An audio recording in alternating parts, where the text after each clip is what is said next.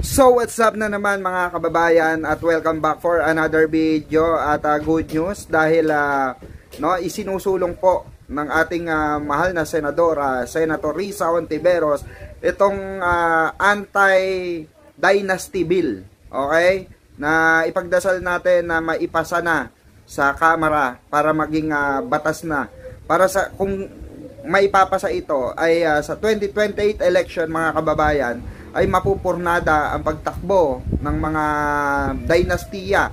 Okay, automatically madidisqualify po sila dahil hindi na po sila pwede tumakbo kung ang kanilang kamag-anak or ang kanilang kapatid, tatay, nanay, tiyahin, tiyuhin ay nasaan po?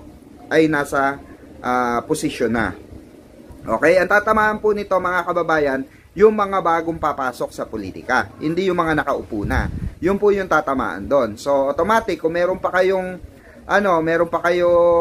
tawag dito, kamag-anak na nasa politika at nakaupo pa, hindi pa tapos ang termino, hindi ka pa pwede tumakbo. Okay? For example na lang. Example si Digong, si Digong for example, nasa posisyon pa, si Sara ay tatakbo, bawal po 'yon. Okay? Hindi ka pwede tumakbo doon sa posisyon na gusto mo. Okay, ganun po yung kasimple.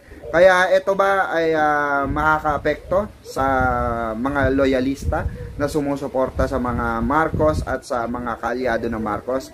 Of course, makakaapekto po kung may tatakbong another Marcos kasunod ni Sandro. Okay? Pero mga kababayan, ang maganda rito mga kababayan ay malilimitahan po yung mga corrupt na sistema dito sa Pilipinas dahil dito sa dynastiya na ito. Mabibigyan po ng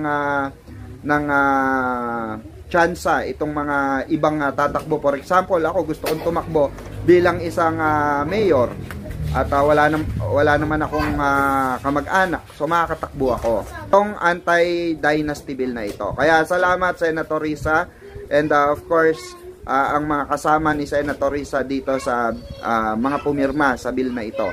Okay, sana maipasa na ito sa lalong madaling panahon.